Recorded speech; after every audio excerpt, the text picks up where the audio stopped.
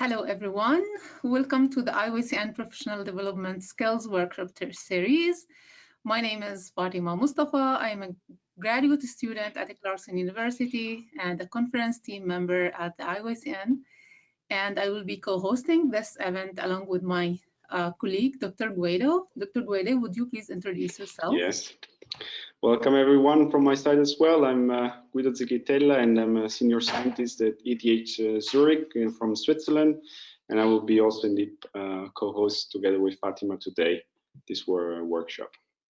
And I'm also part of the conference present team at IYCN. Thank you, Guido. And again, welcome everyone. Thank you for joining us now from different time zones across the globe. Thank you so much for being with us.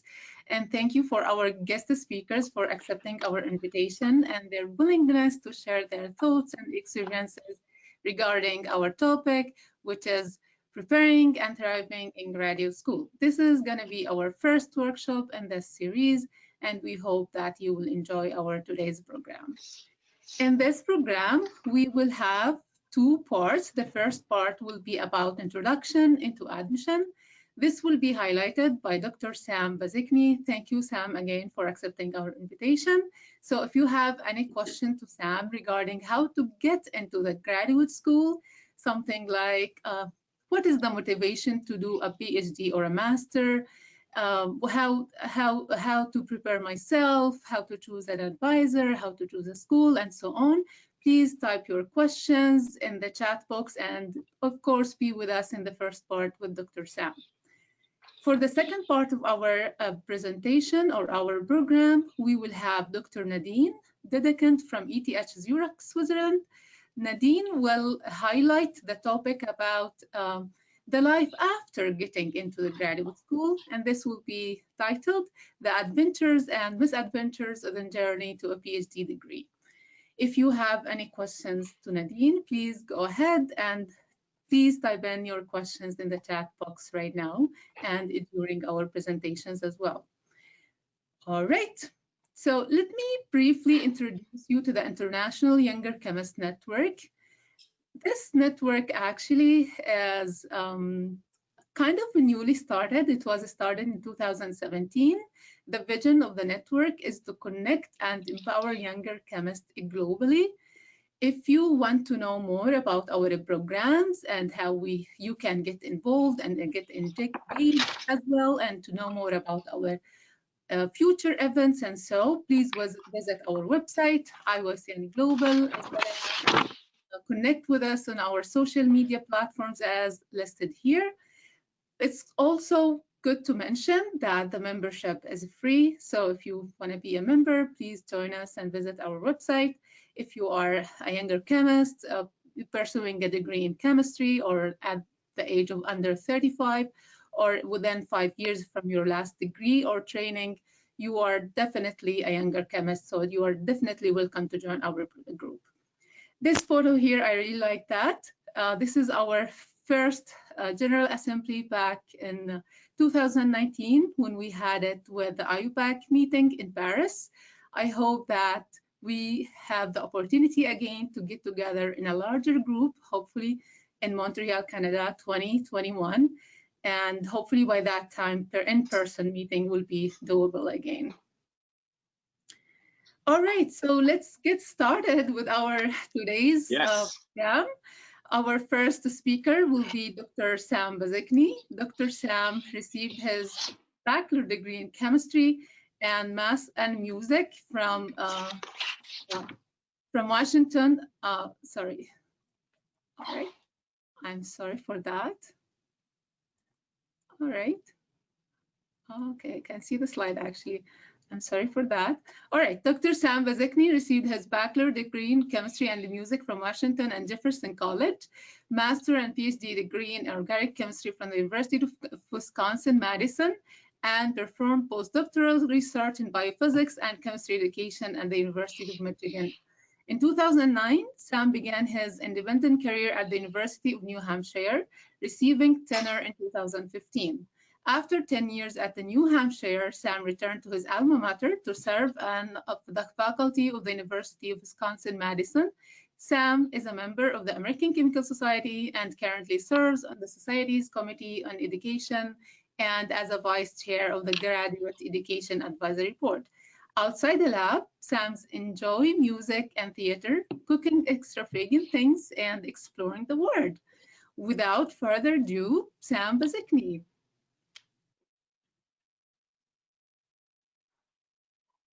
Thank you very much, Dr. Please share your slides. Sure. Welcome. Mhm. There we go.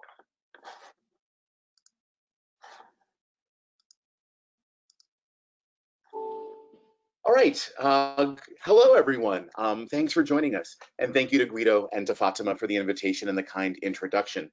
For the next 30 minutes or so, I'll give some impressions and some thoughts on preparing for graduate school and getting into graduate school. If you have any questions, comments, or concerns for me, here are the various ways that you can get in touch.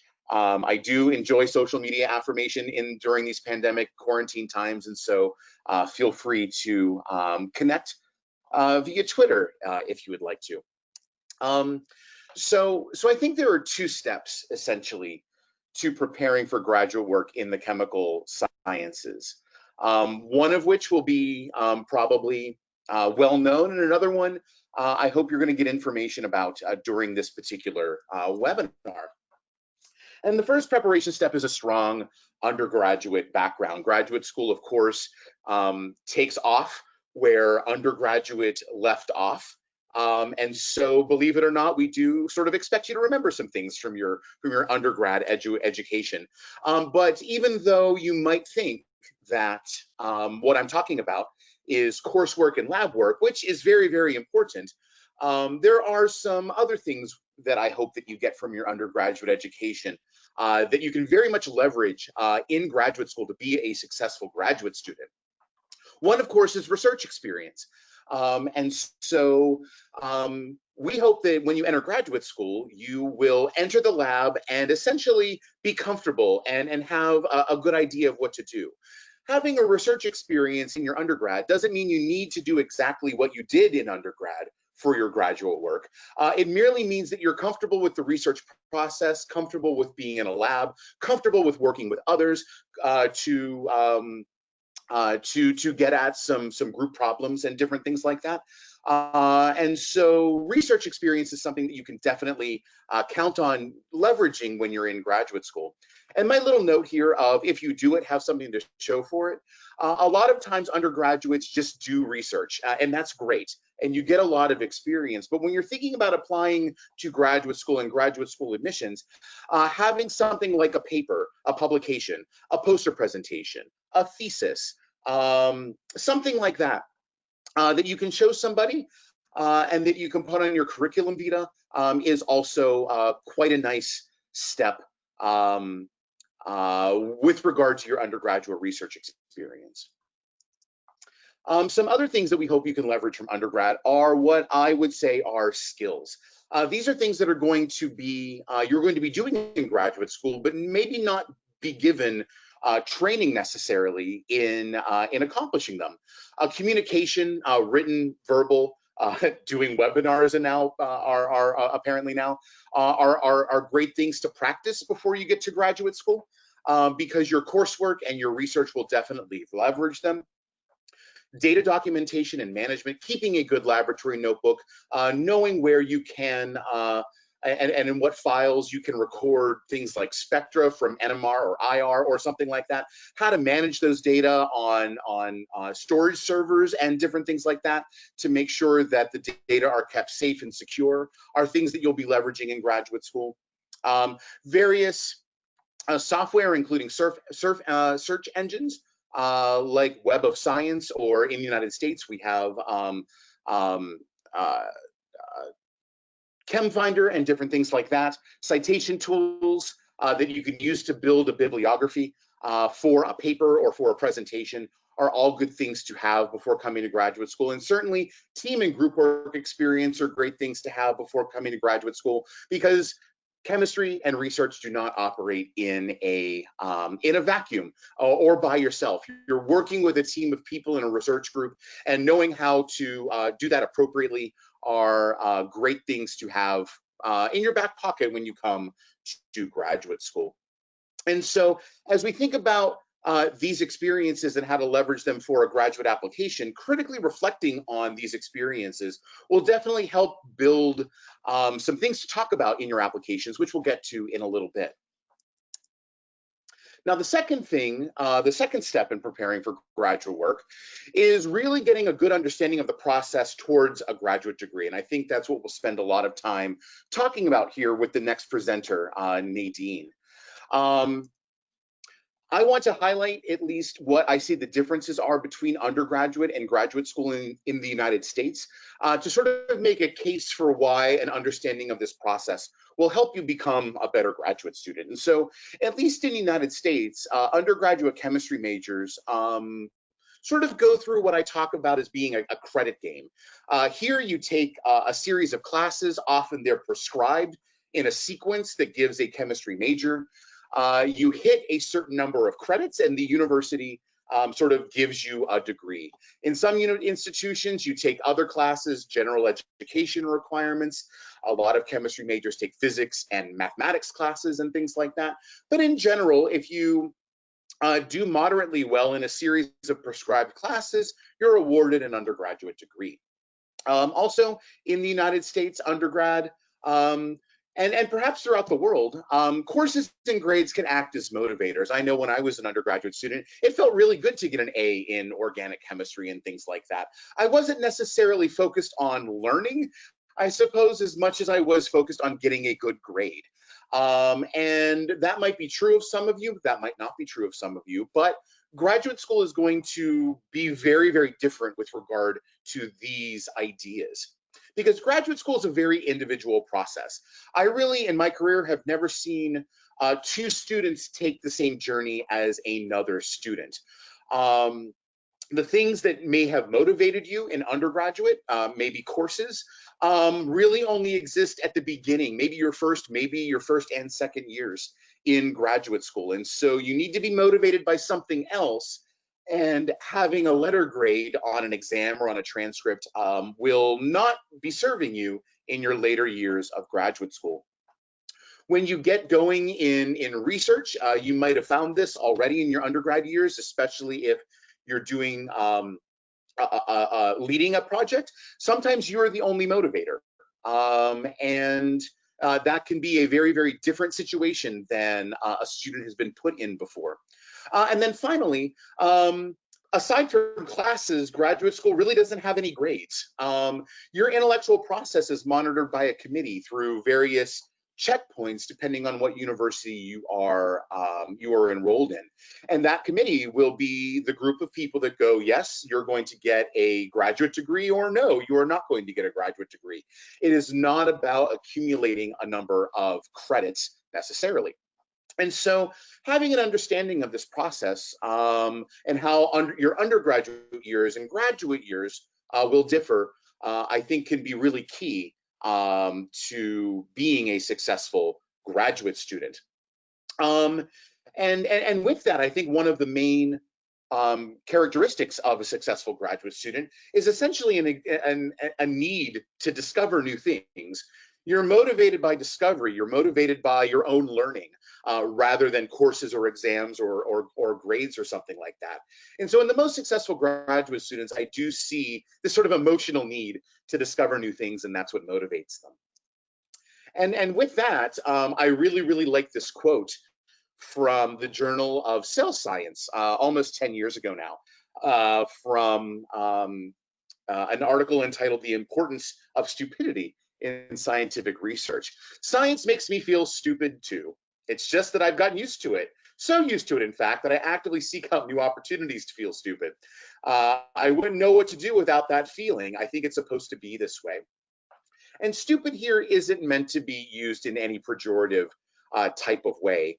It's meant to convey that science is a humbling experience. And if you are truly motivated by an emotional need to discover something, this idea of feeling stupid because of science comes along with it, because graduate research and any type of research is at the forefront of what science knows. And that process of discovery, I hope we understand, goes through a lot of different stages where that discovery is at the end of a lot of hard work and feeling stupid and a lot of trial and error, and that is the research process.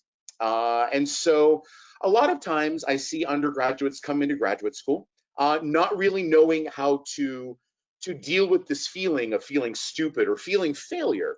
And I think the best graduate students, the most successful graduate students, really learn quickly to be motivated by those failures, to move on and leverage them to move along that discovery pathway.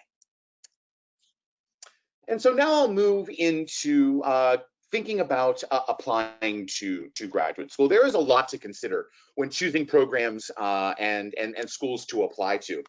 Most students, at least from my experience, apply to about 8 to 10 graduate programs, but it really is within your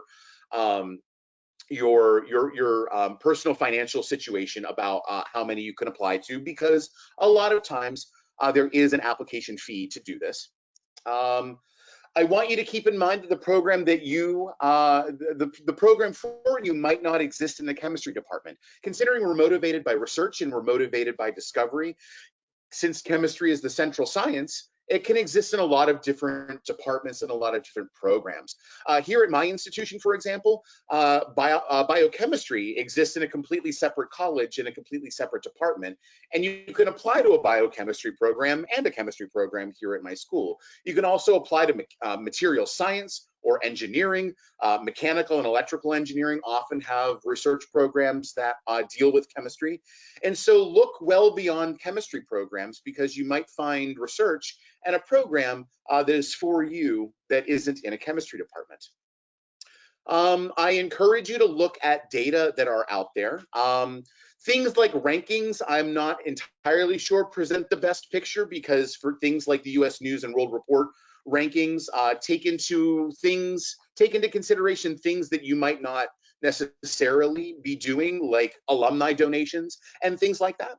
But other types of data, like what is available at natureindex.com, is institutional output with regard to publications and research expenditures that might help you gauge how invested a chemistry department is in the research enterprise. Location is a big thing to consider with regard to graduate school. You want to be able to live comfortably in a location for you anyway during that time. You want to be able to live comfortably on the stipend that you're given by that graduate program. And you essentially want to be a happy human being in the location that you are existing in, because if that doesn't feel very good, I think that translates to your productivity and capabilities as a graduate student. At each institution you apply to, you want to make sure there's a number of research groups that excite you. If there is only one research group, especially if you're interested in a smaller institution, you really want to be in contact with that group to make sure that the PI is still taking graduate students, or they plan to be there during your graduate career. But if you're looking at larger schools, make sure there are a good number of research groups whose interests align with yours. Look at where students are going after their PhD, and if they're going where you want to go. If you want to go to industry, make sure that you're seeing a lot of those students go that direction. If you want to go into academia, make sure that that institution is sending students there, making sure that you can fit into a nice pattern that institution has set for itself.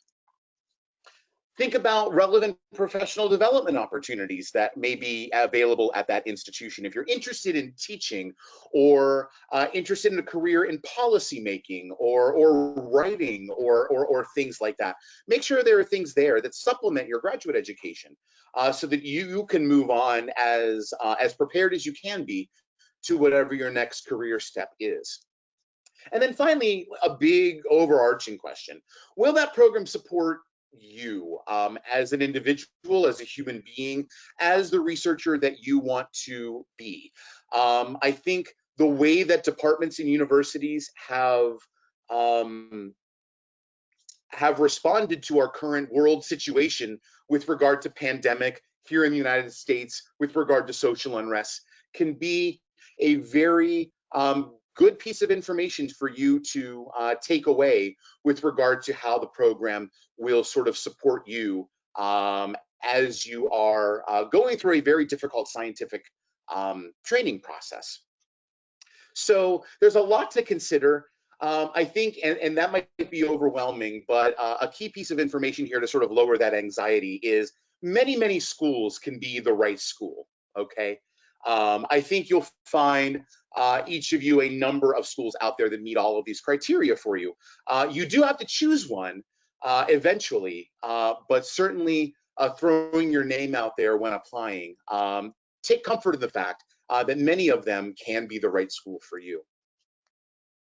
So now I'll move on a little bit more about the application process.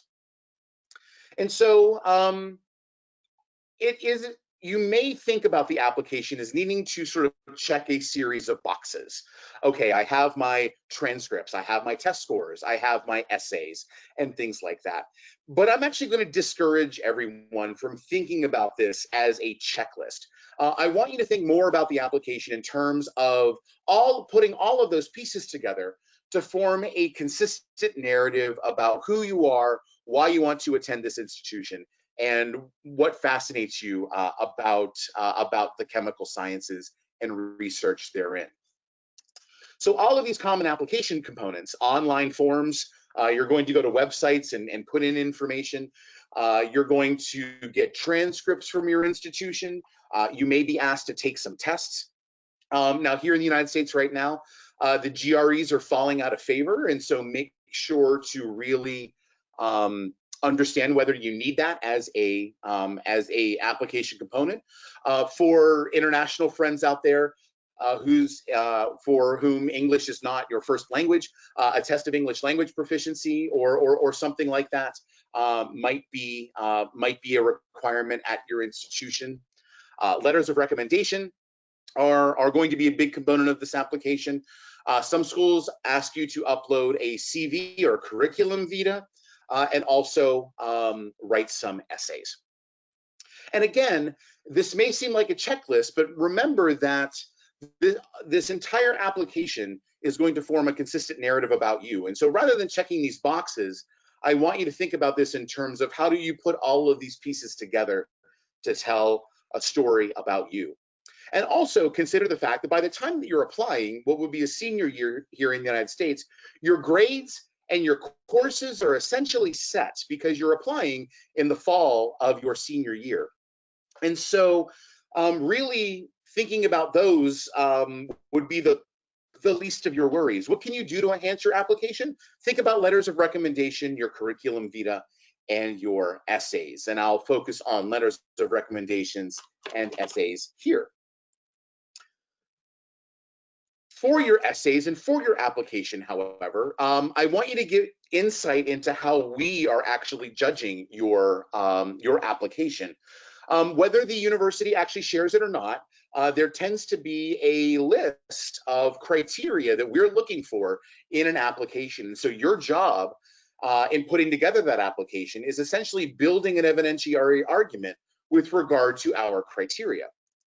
And so common criteria include academic potential. Again, we don't want you to fail your graduate courses because that's sort of like the first step. And so we're going to be looking for a nice history in your transcripts and in your letters of recommendation with regard to how you've been performing academically. Now, is that the sole criterion? Absolutely not. We see folks who go into graduate school and are not successful regardless of their academic potential. This is simply one evaluation criterion. Another one is research potential. We want to see not only a nice history of your research potential, but we want to know about what you learned from it, how you envision the research process, what your accomplishments were, and different things like that. Usually if a student just says, I've done research, I don't consider that particularly highly because I want to know what they did, why they did it, what they learned from it, and so on and so forth.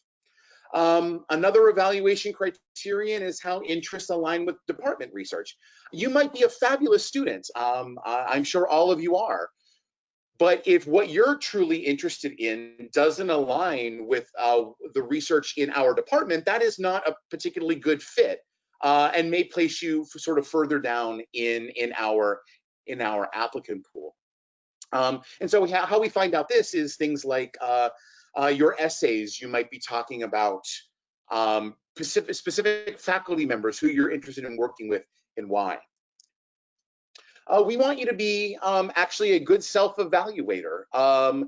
It might be your instinct to sell yourself, and I encourage you to do that, but we also do want to hear about your weaknesses, because in graduate school, you're going to be confronted with those weaknesses more often than not. And we want to be able to see that you can recognize those and know how to adjust for them, because that is going to be what is a way to get you through sort of the hard times in graduate schools. We also want to see a preference for long-term goals, you thinking about the future beyond graduate school and how graduate school can be a stepping stone toward those goals. Simply going, my goal right now is to get into graduate school, is more of a short-term type of goal setting that tends to be a little bit misaligned with success in graduate school. A lot of times right now, we want you to, excuse me, be very well aware that our program is cultivating a community, a learning community around chemistry research and teaching and different things like that. And so we want to be sure that you're going to not only be a member of that community, but also contribute to it. And so a lot of folks, at least in the United States, are looking for contributions to diversity, equity, and inclusion to serve as evidence that when you come to our program, you're going to be a contributing member to our climate, our culture, and treat others with respect and inclusively during your time in our graduate program. And then finally, a lot of times we look for evidence of persistence, resilience, maturity, and leadership, just to make sure that when you reach a hard time in graduate school, you'll have the capacity to get over that. You'll be able to take on leadership positions, but not only within the department, but with your group and different things like that.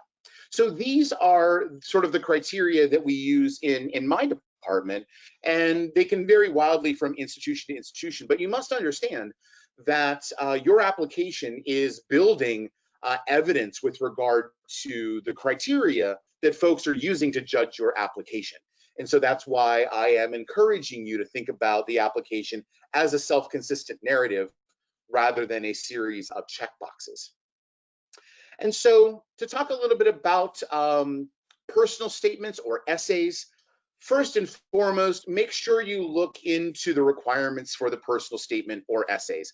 Log into the school that you're applying to, look for information on their websites, look for information within the application structure.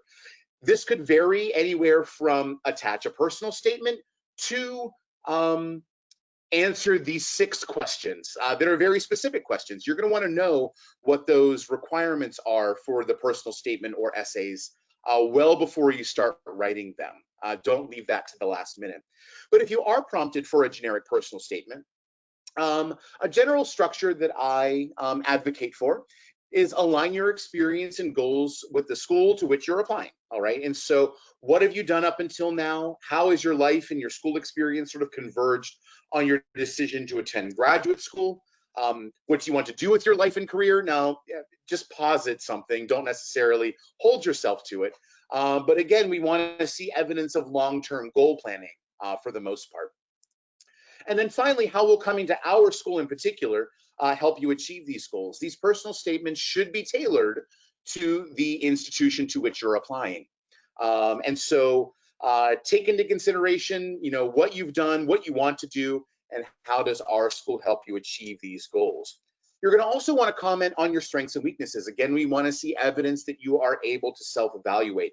So this is an opportunity to self-assess and explain shortcomings in your applications. If you had a tough semester, for example, or you entered undergraduate, didn't really know what you wanted to do, but there is a clear indication in your grades, for example, that you have an upward trajectory because you fell in love with science, you fell in love with research, and now you know what you want to do. That's great.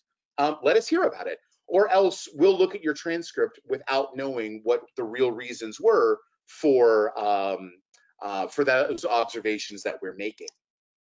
Some specifics, please address research and relevant course experiences. You don't necessarily have to address everything. A lot of these can be in your CV, but particularly research and course experiences that have, again, that you can build your narrative on why you are attending graduate school. If there are particular research experiences that you have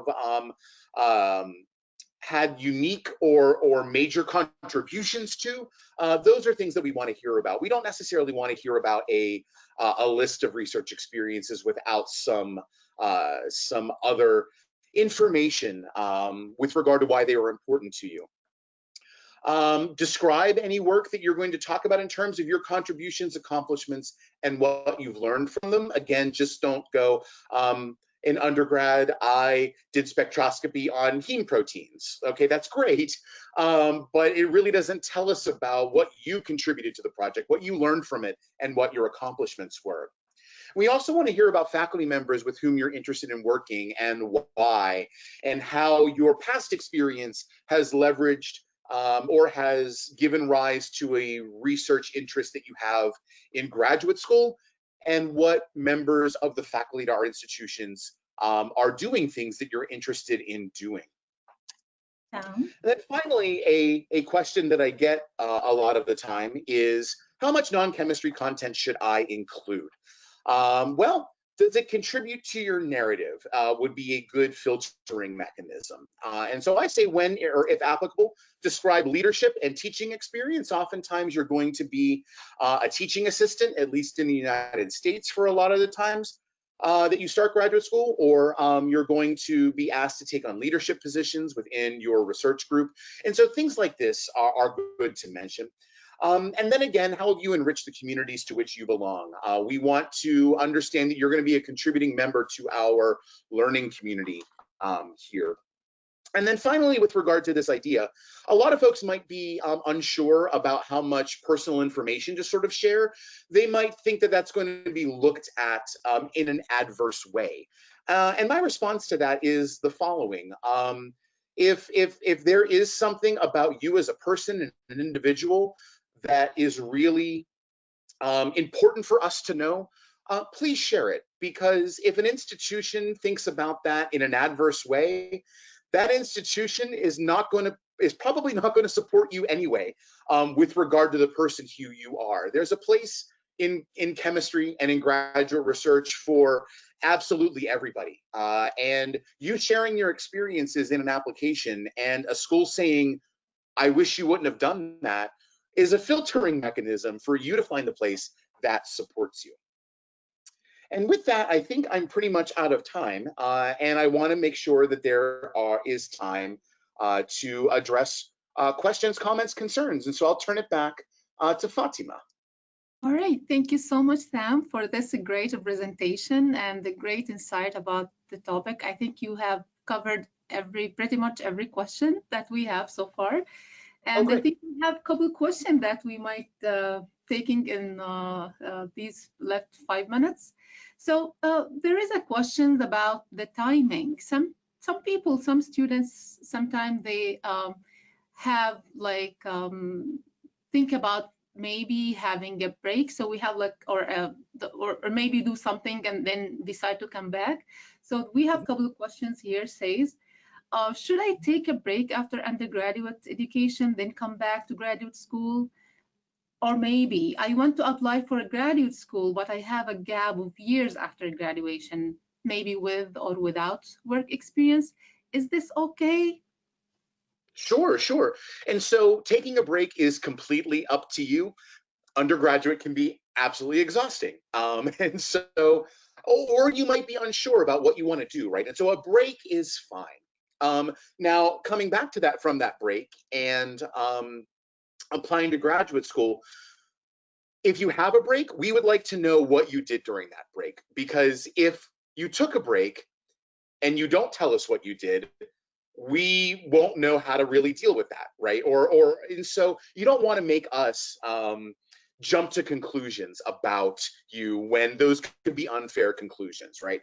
And so I would hope, for example, that your entire break doesn't have to be about chemistry, but you at least remained engaged in the discipline to some extent. So you can talk about how at least a small fraction of that break was used productively toward figuring out what you want to do, figuring out what types of research were out there that you might want to engage in, really digging down and researching what graduate programs you might want to apply to, because maybe you decided to do this very late in your last year of undergraduate, right? And so we just want to know what you did. It doesn't have to be all chemistry, believe me, but just tell us what you did, and tell us about that small fraction where you remained engaged in the discipline. All right, great. So we have another question here. It says, joining a research group based on the scientific reputation and the mutual research interests are important. However, applicants might have a lack of information about the group environment before joining. Perhaps issues like the advisor-student communication and support, how to better understand this atmosphere before joining. Sure. So I'm taking this as you've already gone to graduate school and now you're thinking about a group to join rather than applying. Am I correct, Fatima? Mm-hmm. Okay. And so, yes, group joining is probably the most significant decision you'll have to make after you have joined a graduate program. And so you really want to get a feel to make sure that the group will support you. And by the group, I mean the current students and the mentor, right? And the PI. All of these folk I'll define as the group, because predominantly you may interact with the principal investigator, but it's the group who's going to be your daily support mechanism, and where you'll first go for questions and comments and concerns and answers and things like that. And so make sure during the time that you are in the group joining process that you are maybe going out to lunch or coffee or something like that with group members, that you are maybe asking to spend a day or a week shadowing the group to see what their daily operations are and how they interact with each other, and see how you sort of fit in. Talk to not only senior graduate students, but junior graduate students about why they decided to join this group. And again, scientific reputation is incredibly important, but dig into why they thought it was a good fit for them. Also talk to graduate students in general about what criterion they were sort of personally using about this idea. I can talk about it a little bit, right? But it's been a long time, almost 20 years since I joined a research group. And so talk to other graduate students about what they are considering to be important with regard to interacting with the students and with the PI and different things like that.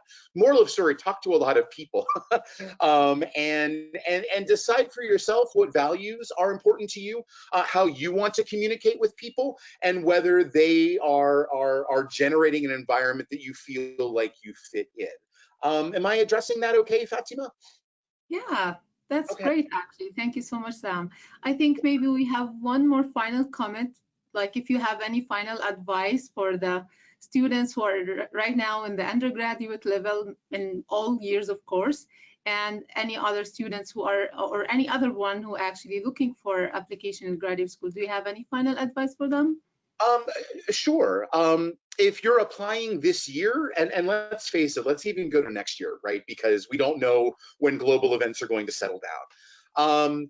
I think that the personal statements and the recommendation letters are going to be of utmost importance, because transcripts are now going to have a lot of pass fails. We won't know how to interpret those as evidence really anymore. GREs and other types of tests are being thought of as inequitable in this current environment. And so those particular application components are going to be really, really important, not only this year, but probably in years coming. Also find a friend, please. Partner up with a buddy, a friend who can help motivate you through these really uncertain times, who can be that person that critically reads your application essays and different things like that, and just helps helps you maintain sanity. And then with that, please take care of yourself. Graduate applications are stressful even in uncertain times, and so all of this I know can raise anxiety quite a lot. And so take care of yourself, spread out the work of all of this, and just don't forget to be a human being, please. You should never sacrifice your health or your humanity to complete a graduate school application. And so yeah, good luck, everybody. Please be in contact if you have any other questions, comments, or concerns. And thanks so much, Fatima and Guido. Thank you so much, Sam, for all of this great presentation and follow-up questions. Thank you so much. And I will hand it over to my colleague, Guido, to introduce our second speaker. Thank you. Thank you, Fatima, and thank you definitely, Sam, for this very interesting presentation. We are now continuing with our journey towards a PhD degree. And it's my pleasure to introduce our next speaker. It's Dr. Nadine Bordua. She's organic chemist by training. She then continued her PhD in environmental chemistry at the University of Toronto under Professor Jonathan Abbott and Professor Jennifer Murphy. She then moved from Canada all the way to tiny Switzerland, where I am as well here, and where she continued with as a postdoctoral fellow in the group of Professor Chris McNeil. And since 2018, she is an independent PI here at ETH Zurich. And now from January on, she will be an assistant professor at the University of British Columbia. So Nadine is an expert in atmospheric chemistry, and the research focuses very important problems like as air quality as well as climate change.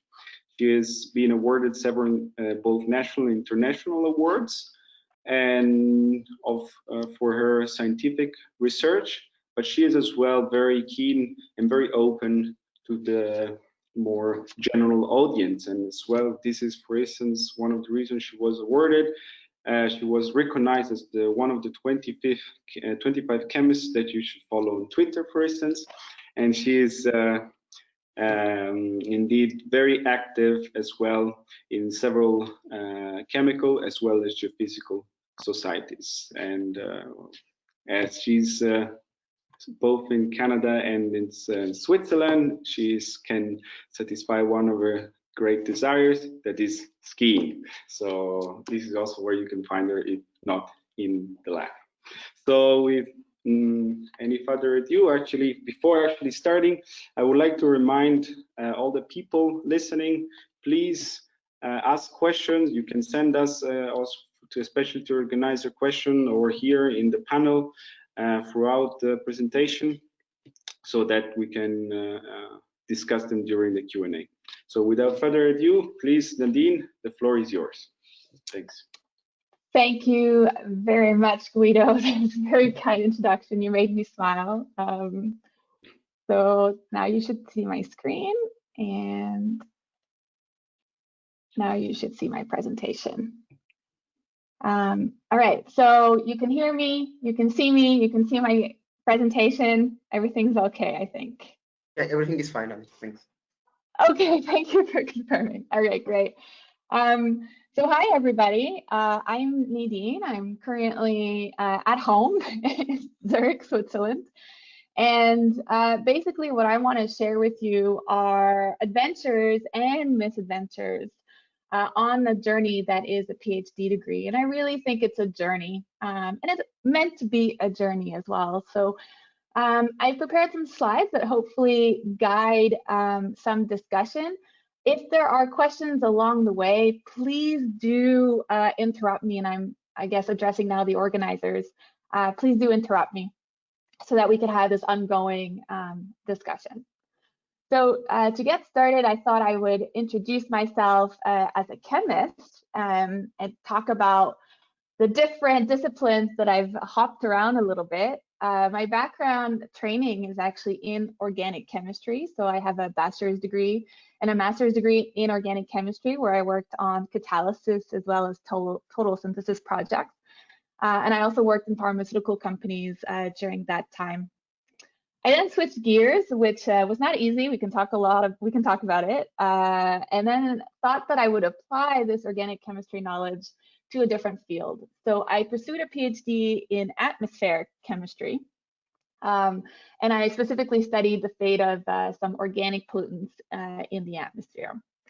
After my PhD, I didn't go straight to a postdoc, actually. I took some time, went to live in South Africa and did consulting work. So I had a contract job looking at air pollution, and that was really interesting from a policy perspective. After that, I did a postdoc in aerosol chemistry, specifically looking at photochemistry. So who am I? This is a good question. And so I've come up with this term that I think I'm an atmospheric organic chemist. I think this is what I like to call myself. Is this a field specifically? Sure, it can be. But this is where I think a lot of the training that I've had kind of fit together. And, you know, if you ask me in 10 years, what will I be? That's a good question. I don't know. Maybe I'll have different, I'll be a different type of chemist, or maybe I'll be a physicist, or I don't know. But so this is kind of where I'm coming from a chemistry perspective. And let me tell you a little bit about my current job, my current situation. So I have this specific position here at ETH Zurich. This is the most recent photo of my group at the moment.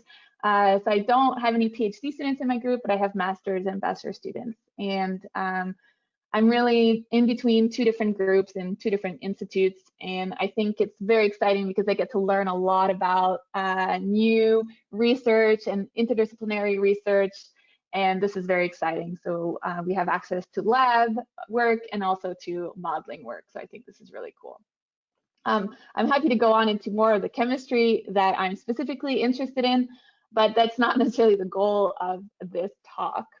And what I'd like to go over now is basically the overview of this career. And I want to show you what it can look like. And so be very suspicious of this straight arrow. And so I want to kind of put what I see my career now looking back, put it into context. So, okay, I can argue that, you know, I started in organic chemistry and then I went into atmospheric chemistry, and then I did some air quality work, and then I thought, okay, I go to aerosol chemistry. And during this time, I also love to travel. So I traveled to different countries to do internships and work in pharmaceutical companies, both in Germany and in Canada. During my PhD, I also worked with the government and also did an internship in Australia. I said that I did an air quality job in South Africa. Then I went to do a postdoc in Switzerland, and I'm still in Switzerland, and now I'm off to UBC. Okay, this is a story. It looks great. It's really nice, but this is not what really happened. The real story of my career is actually the story of my life. And this is a much better representation of actually what happened. I can guarantee that none of these steps were planned. None of these changes in topic were planned. This has really been just my life and the different circumstances of family situations, of personal issues, of mental health issues have really led me to this life. So you can see that I'm still smiling now, and that's because I've grown a ton through this path, and it's made me a better person. And so I actually have no regrets. And I think this is also this difference into the image that people present, especially going through a PhD, whether that's in chemistry or outside, and just life in itself. So, you know, I can say I could put this straight arrow, but it's not the reality. And the other thing that's wrong with the slide is that the arrow stops at a job. And that's also not true. The real situation is the arrow keeps going because life keeps going and you still get all these different challenges. And right now, my next challenge is starting a lab during a pandemic. So I'm very excited, but who knows where that challenge will lead, and that's also the very exciting part. So I'm someone who's, I would say, has very open to opportunities, and at the moment, I'm trying out this academic life, and I know there's a lot of the things that I like about it. There's also a lot of things that I don't like about it. We can also talk about these aspects, but that's the direction I'm going. But this arrow might turn upside down in 1 year, in 2 years, in 5 years. I don't know. That's life. That's the reality. So I just wanted to make this very clear that really life is what can guide their career and not the other way around. So what I want to share now are different career / life related questions that I've asked myself in the last 10 years. And so I started my master's degree in 2009. So this is kind of, the last 10 years for me is graduate school, work, postdoc, and independent career. All right, so what are these questions? How do I survive a PhD or thrive in a PhD? So I've asked myself that question a lot during my PhD. What should I do to avoid a burnout? So I've actually had 2 burnouts during grad school, and I'm happy to talk about that. Should I invest time in science communication? This is something I think a lot about and appreciate, so we can talk about that. How do I deal with a boss I don't get along with? And unfortunately, this is common, not just in academia, but in just real life. And so are there strategies to deal with that? How do I teach a lecture or a class when you're not necessarily taught education?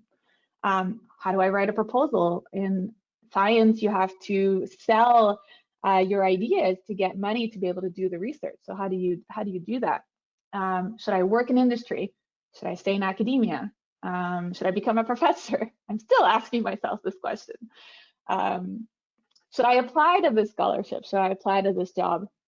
And very often it's not necessarily like, do I think I get it? It's more like, do I want to spend the time and effort, or do I have the support to be able to apply to this scholarship or job?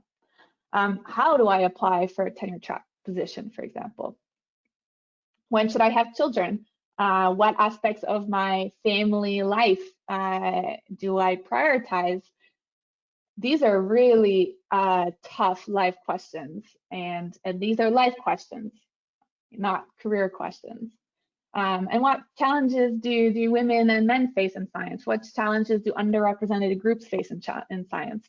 And this is also a multifaceted questions, and we can also talk about that. So maybe there are some burning questions at the moment. Maybe I pause for a second and see if there's anything at the moment.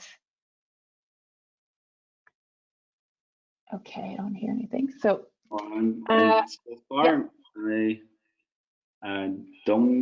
we don't have a question yet, but okay. definitely, I mean, yeah, please continue. Yeah.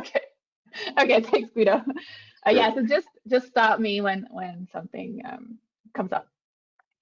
So I thought I have now 3 questions, apart from these questions, that I'd like the audience to consider. They're actually generated in Poll Everywhere. I don't know if this will work or not. Oh, it might actually. Okay. So you can respond at the link at the top, pollev.com, Nadine Bordua 127. And basically, oops.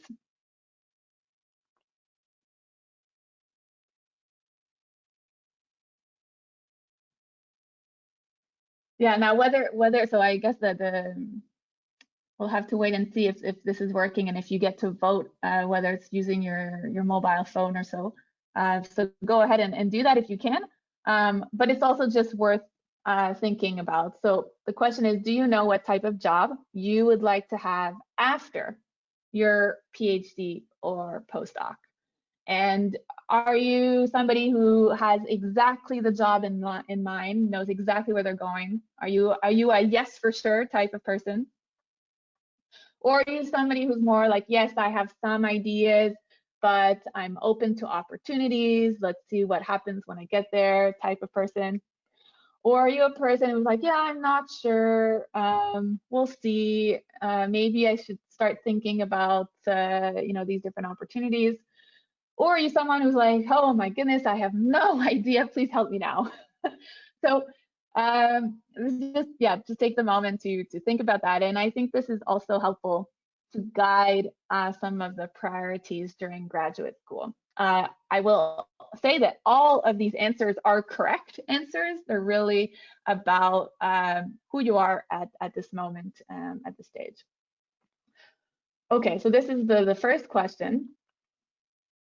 The second question, you can either attempt to answer through the poll or just read here, is basically to rank the following reasons why you decided to do a PhD, or in the case that you have not started a PhD yet, would matter in your decision to start a PhD.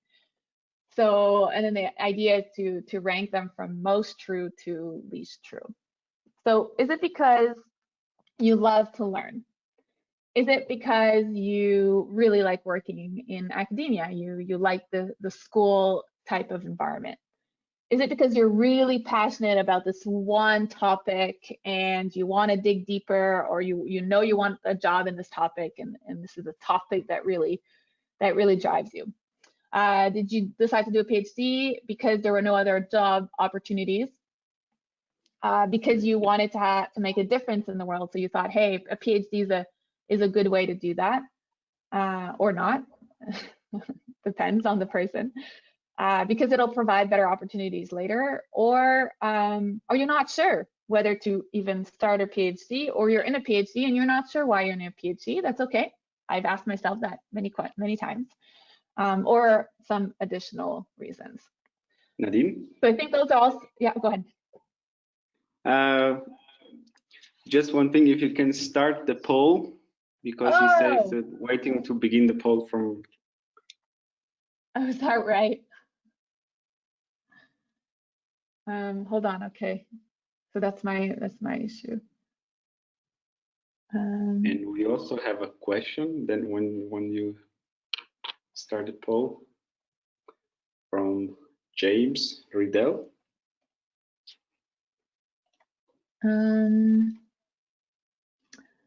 So right now it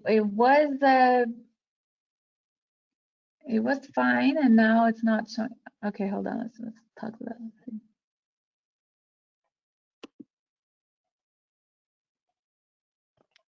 Okay. Yeah. Okay, it works. Perfect. Yeah, I can see it. You can see it, but it says that it's not live.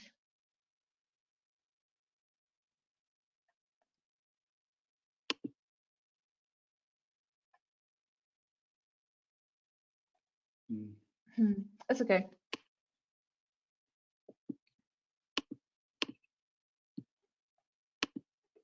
Okay. That's okay. I'll take the question. Yeah, let's look at the question from James Riddell is asking, is it pointless to look into a PhD if you plan to go into industry? My PI was very unhappy with that decision. So if I understand correctly, the person decided not to do a PhD because they wanted to go to industry, and then the PI was unhappy. Yes, this is how I would understand it. Is it pointless to look into a PhD if you plan to go to industry? So yeah, if you basically, if you go to industry, should you have a PhD or rather not? Okay, so this depends on the industry, and it depends on your own career goals. If you love to be in the lab and you really want to be at the fume hood doing chemical reactions all day and you're happy to be part of a team and you don't necessarily want to be part of driving the research ideas, then perhaps the PhD is an overkill in that sense. And so I think I think it's not necessarily pointless. I think it matters on the type of decision that's relevant for the industry work. But the part of the question that itches me a little bit was the fact that the PI was not happy. I think if it's a student decides and understands what they are interested about and have their goal and want to go in the industry, the PI should be happy and be able to support the student in that decision. I mean, it's not about what the PI wants, it's about what the student wants. And my role as a PI is to help the student get to where they want. So again, it's specifically to the type of industry work. There are people that have PhDs that work in industry. I have friends that have PhDs that work in banks, that work in insurance companies and things like this. I also have friends that got a master's and are high up in companies. So the degree is not necessarily part of the requirement. So that's how I would answer that question. Thank you, Nadine. Yes, this indeed goes very much indeed on one of the questions indeed you were asking about. You know, how can you get along with a boss that well, you don't like, or so this is yeah, let's also talk about that. Yes, it's a hot topic. Yeah, it's a hot topic because it's a difficult situation, and this is not exclusive to academia. You know, you work at McDonald's, you can't be in a situation where you don't get along with your boss. And I would argue that this is a two-way street, and there's never only one person, or very rarely only one person to blame in miscommunication situations. And it's about aligning priorities, aligning values, and communicating goals and expectations. I think those are really key. And so we can expand on that, but let me go on to the next question, and then maybe I have this a bit more of an interactive part with the other one. So, okay. So the other question and item that I wanted the attendees to think about was to rank the following career factors from most important to the least important for them. And I've listed here location, fixed office hours, opportunities for promotion. I can see now that it's also live. Then it disappears. Okay. Hands-on technical work, so running an experiment, working a model, and family commitments. And so these are not easy to rank. They're difficult to rank. But the key message I want to communicate here is that there is only the right answer that is for you. If somebody else ranks location as their top priority, and then somebody else ranks fixed office hours as their top priority, there's not somebody who's wrong and somebody who's right. This is really these personal convictions and the values that are important, and this needs to be respected. And so if you feel that your family commitment is the most important part of your career, and that is not respected by the environment that you're in, then there's a disconnect. And this needs to be addressed and communicated, in my opinion. But you should not feel that your values are wrong, especially when we come to these types of items. And you know, I've been in situations where this was not the case, and this is, you know, I would argue very problematic. And of course, the best thing to do is to express that. So to be self-aware, to understand that you have some priorities, and to communicate that to the advisor. And the same thing with the advisor. There's a lot of responsibility as well as a PI to make sure that the expectations are well articulated, and that there's flexibility as well to be able to cater to all of the different people in the group and their different expectations and the different factors that are listed here, for example. So I hope these three items have been thought-provoking.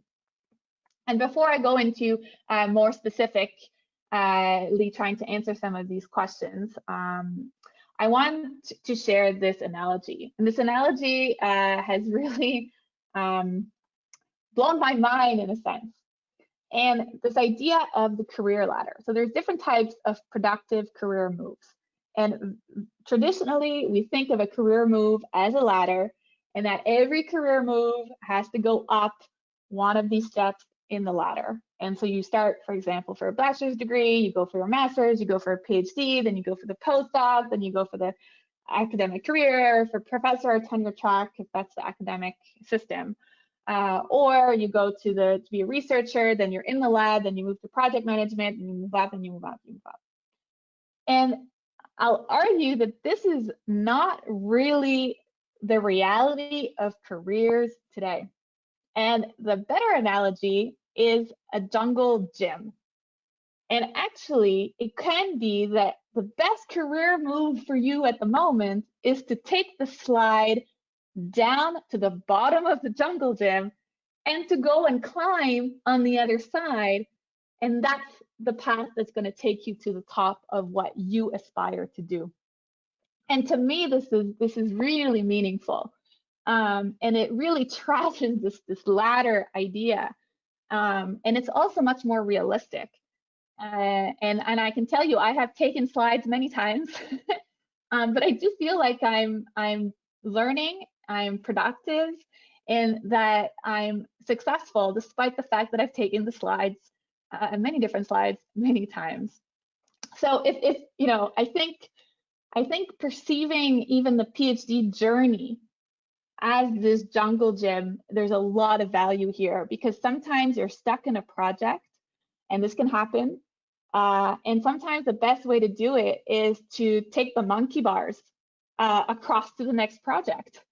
Sometimes it's about, you know, getting onto the project from the top and climbing down into the project. You know, there's all these ideas that being stuck, and again, this analogy of the jungle gym, there's a lot of ways to get onto the jungle gym, there's a lot of ways to move around the jungle gym, and there's a lot of ways to get out of the jungle gym.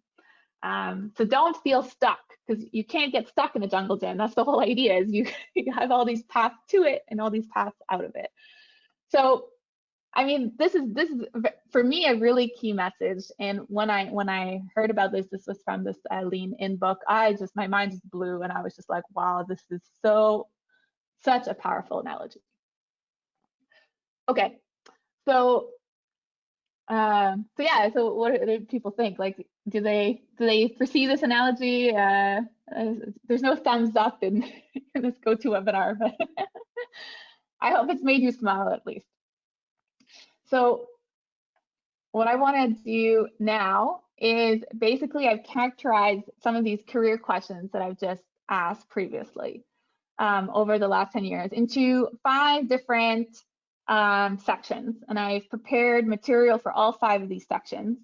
And basically, I'd like to ask the audience at this point which section they would like to prioritize discussing. So Guido, maybe you can help out here. I don't know if this is just like a number that the participants can put in the chat, perhaps. They can write in the chat if they want, just 1, 2, 3, 4, or 5, very easily. Cool. 3, I got a 3 from James. You got a 3, okay. Yes. So science and communication for now. I got 1 or 2. Okay, let's see. 1 or 2, okay. And this so far from Annabella Barros. Yeah. So okay, maybe so we can go over 1, 2, and 3 a little bit. Okay, 1, 2, and 3. Okay. Let's do that for now, and then if there's questions along the way, yes, don't hesitate to interrupt me. Yeah. So okay, how to survive a PhD, and yes, I know I use the word survive and not thrive, and to me they're different, because a PhD okay, let's define the PhD first. And the PhD is really this opportunity to study something that is brand new. It's really pushing the boundary of knowledge. And this is really hard to do. And so a PhD is a really hard thing. It can be very rewarding. It can be an extremely positive growth experience. It could be, a very negative experience where you learn a lot about yourself and your limitations.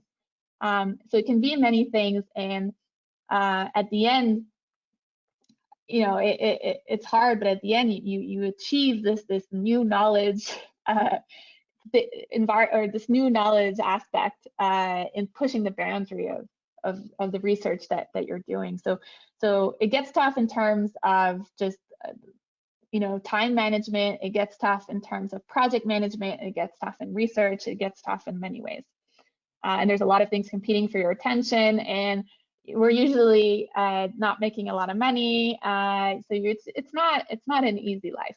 But I'll say that I learned so much during my PhD, and it was definitely a valuable experience. So I'm not telling people not to do PhD, absolutely not. So okay, let's so I'll start with this quote by Professor Jen Heemstra. And this is what I consider relevant and excellent career advice. And I'll just read it out. This is the tweet. And she says, earning a PhD to achieve your career goals is hard. It's even harder when you don't know what your goals are or why you want a PhD. It's tempting to put these questions off until after graduation, but you'll be more happy, motivated, and successful if you tackle them now. And I agree with this 100%. And the idea to have these goals and to say, why are you in it? And to remind yourself that you're in it because you love to learn, that you're in it because you want to make a difference, that you're in it because there's a lot still to learn in this field. Whatever the reason, there was a reason why you enrolled in the program in the first place, and remind yourself of why. And it could be also that your goals change along the way, and that's great. That's great. Life changes and priorities changes, and if your goals within the PhD also changes, that's okay. So I have a list here of advice that I took during graduate school. So this was advice that was really given to me and that I valued and noted. And I'm a kind of a post-it person. I had post-its all over the place. And so some of these, this is what they said. Number one, persevere. And this is a character trait to some extent. But one thing that is very hard is because you're doing something that no one's done before. This is the nature of research. And it's not going to work on the first try the majority of the time. And so, persevere in trying to understand and trying to figure out and trying to dig deeper. And hopefully that motivates you. And Sam also alluded to that perseverance and that motivation. My goal is to learn something new every day. And if I've done that, I've had a productive day. And especially, when your research is not working, and that's usually most of the time, if you've learned that a specific way to plot a graph is not a good way to plot a graph or to visualize your data, that's good. You've learned something new during the day, that this is not how to best plot your graph, and that's good. And it also depends on the different types of chemistry. I know that some chemistry research is really in the lab all the time. And so sometimes you think, okay, yeah, I lost my compound in the chromatography, and that's okay. You learn that, and hopefully you were able to spend some time and understand why it decomposed or why you lost the compound, and you can start again, the persevering part, and do it better every time. So this learn one new sciencey thing every day really helped me to say, okay, I've learned something today, I can go home. Sometimes it was also just, I learned not to put my coffee on this side of the table because I knock it over. That's also I learn a new sciencey thing every day. Seek to diversify your expertise. I put your, but really this was advice that I took. So it's like seek to diversify my expertise. And this is research and in work experience. So in one sense is that when there's a project that's not working, there's something else that can keep you motivated along the way. Now, whether that's outreach, whether that's teaching, whether that's cooking, whether that's being involved in helping another student or so. Diversifying that expertise is really, really valuable. And I would argue that science is, very interdisciplinary, especially today, and that some of the most impactful science occurs at the intersect of different fields. And so spending the time to learn about another student in another lab's project, that's useful. Finding out how you can help them out, if you can run a quick experiment for them. And that's just this diversifying of the expertise. And for me, that was really useful, because when something was not working, I could be like, hey, but I can help you, and it worked, and you were very happy. Great, and that was very motivating. Seek to diversify your interests, and this is very much related to the work-life balance.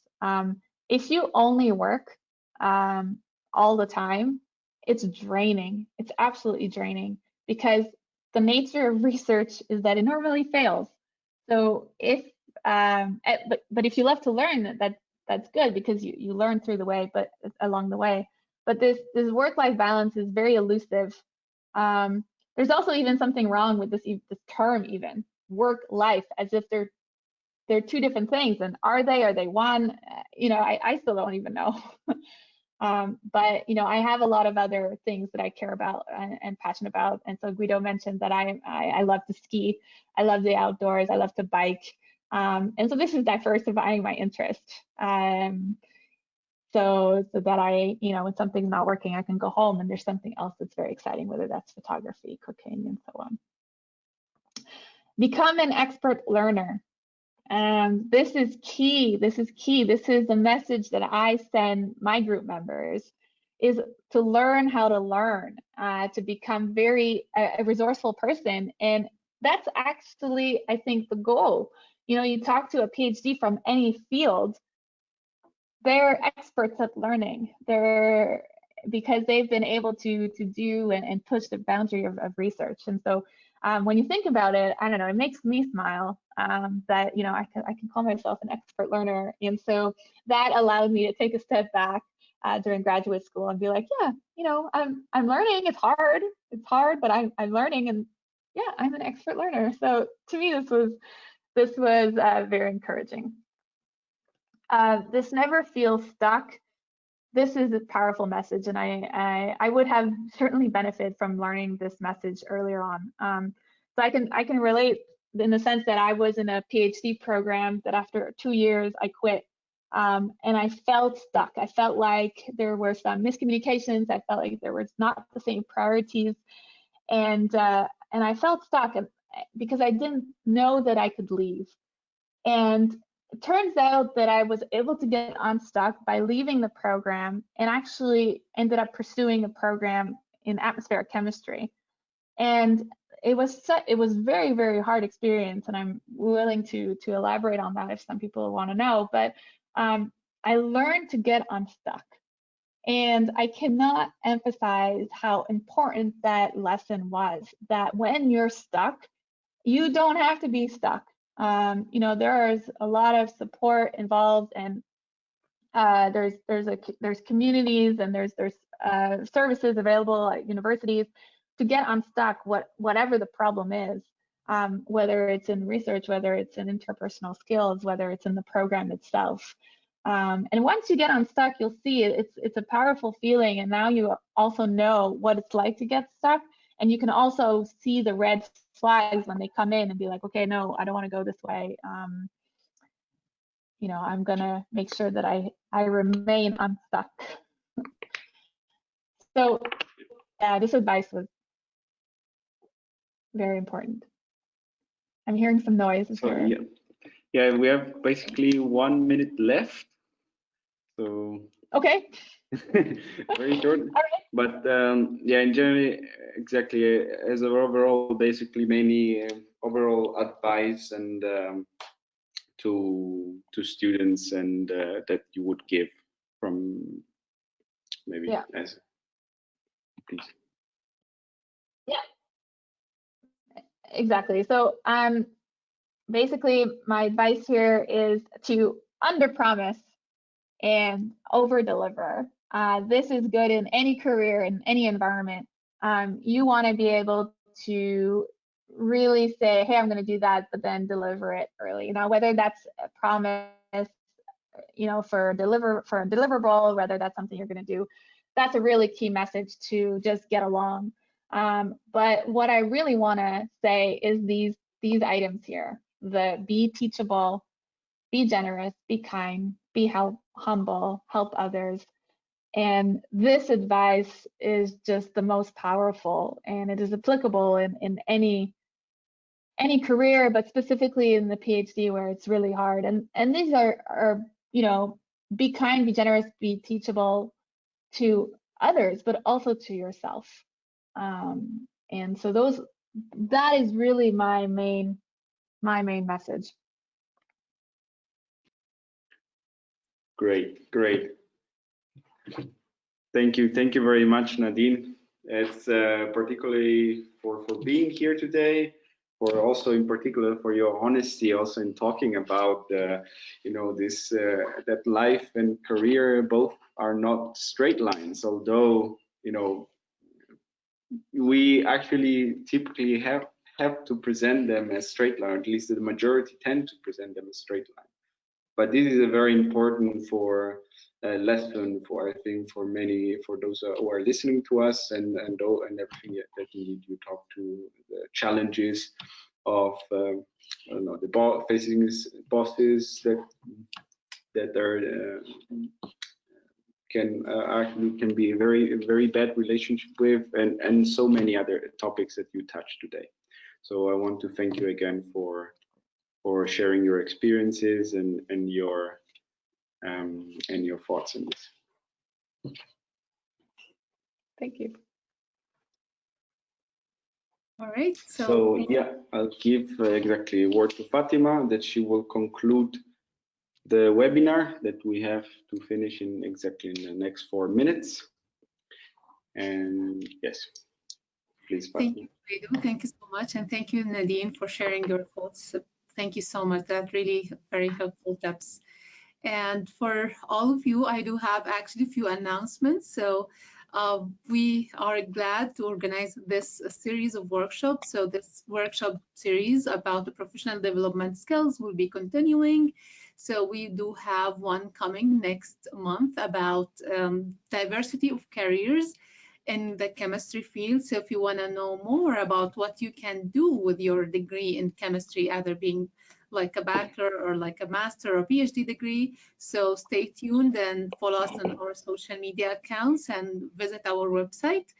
And also we do have a brilliant and amazing actually program called Chem Voices. This program and initiative was came as a combination and partnership between the IUPAC and the IYCN.